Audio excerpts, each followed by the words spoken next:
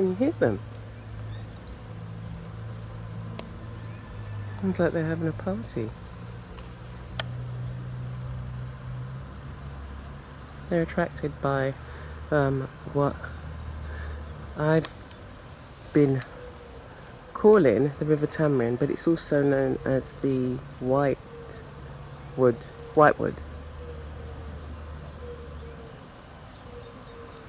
The bees love it. Anyway, this particular tree, look at all those brown things hanging down.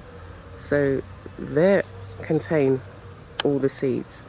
Now this is can be known as a invasive. It is an invasive plant.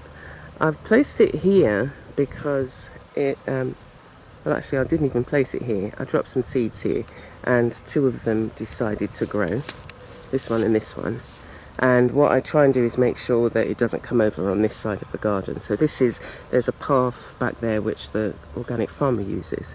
So what the other thing that's happened is, as I say, the seeds drop and we've got another little one growing here. Now again, I'm thinking, do you know what, you lot have worked out the spacing rather well. So we've got that one there, we've got that one there. If this one starts growing, and I'm going to keep them at probably no bigger than this particular one is growing, and that looks like about 15, maybe 20 feet, I don't know, maybe 5, 10, maybe, I don't know, anyway, under 15 feet. I'll keep that one. So it acts as a nice border barrier. So here I'm wanting to make an arbor. I'm going to allow the broadleaf thyme to grow up pretty much as it has done here. I'm going to cut this back and then build an arbor just here and have like a little gate there as well. So that's what I wanted to do for here. But the whitewood river tamarind, as I said, it's very invasive, and I've used it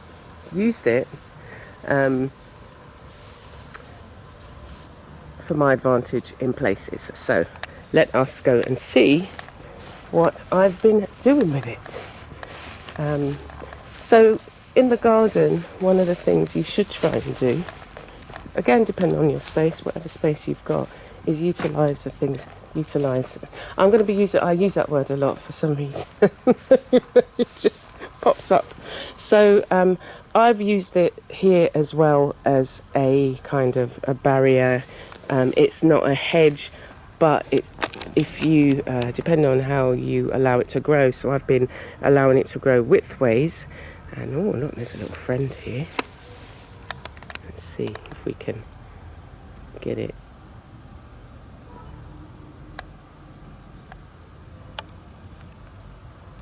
You see it, little lizard? Yeah. Anyway, so I let some grow here because I want to, again, create some sort of screen and barrier to the other section. It's not totally blocked off, but yeah, I just kind of want something growing along here. And so I've allowed them to grow. Behind this one is the well, and so I wanted to also just disguise the door, because we need to replace the door of the well, and just keep it safe. So just to disguise it, so you know, you don't get anybody who is thinking, oh let me explore. You know, especially kids, they love to wander around. The other thing that's growing here on this is the ivy gourd, and you might even be able to see a few, and also my black sage. So the birds must have brought one of the seeds here and it started growing. It's been growing in quite a lot of places, but let's see if we can find you some ivy gourd. There's a few small ones there, but they're like baby cucumbers. Let's see. There you go, you see the door? See, I'd put something over it. And the ivy gourd was growing, but it seems to be dying back. because it had covered all of that and you couldn't actually see in. Oh, look here. See, they grow like that, and then as they ripen up, the bottom bit they turn red, and inside they're kind of pretty much like a cucumber. They look like a cucumber. When they're green, they're bitter. I've not yet tasted it when they are. Yeah, there's no more. I can't see any more at the moment. There might be some on the other side. Anyway, so my black sage here is really taken up, and so have the leaf hoppers. So those things on there are leaf hoppers, and they move. they move. So what I do is I just spritz it with soapy water, and that usually gets rid of the white powder stuff, which is their eggs.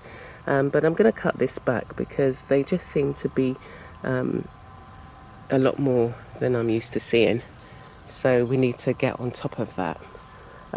So I allow these to grow to a certain height, and then I cut them back. And one of the things that I use them for, which we'll have to go around here to see, is I put them on what I'm doing a makeshift path. More spiders. See all these little ones down here? That's all of them. They grow really deep roots, so they're very difficult to get up, so you have to get them when they're young. But what I've been doing here is around this, it's the local name I know it as is a shack tree. So I'm allowing this to grow, provide shading in the garden, but I want to create a circle around it. So I've just so this leads up out here. So yeah, just creating like a circular around the tree, so that you can come and, I don't know, if you wanted to sit here you could. I've still got lots of work to do around here, but this is a dry riverbed. It leads into the well, and so these are just kept low. So when the guy comes to come and cut the grass, he will just keep all of this low.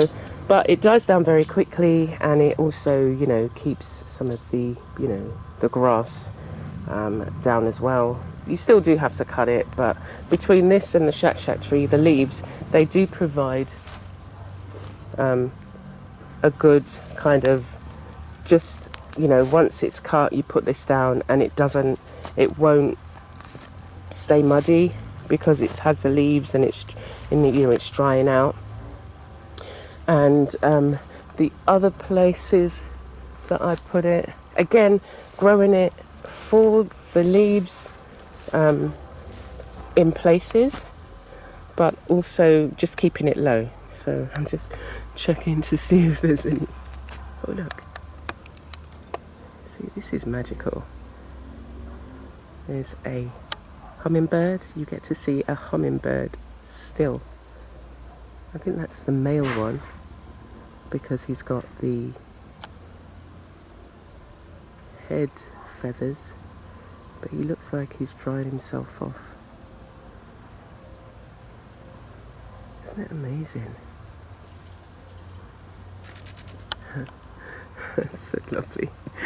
Okay, so that's what I love about the garden, and I come out here and I just kind of, in wonderment, just kind of hang around. So this up here, so this is again the whitewood / river tamarind tree.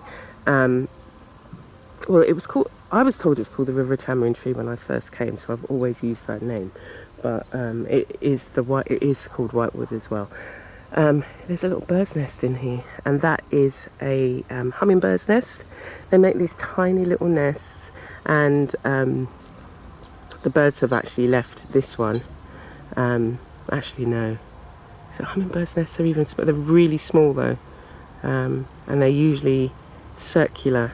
But this one's been here, and I think what's happened is when the birds left, they've been recycling the branches that they've taken and built this nest and used it in other places. We usually have at least 4 or 5 birds' nests here, and I'm just gonna come this way, and I'm hoping that you see.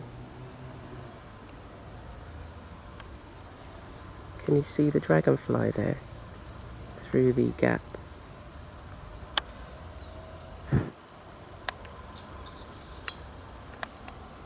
You can see its wings.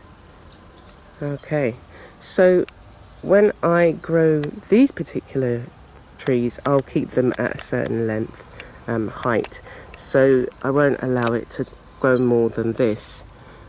Because I don't want this particular tree to have, you know, like to get really deep roots and to grow too tall. I want to be able to keep managing it.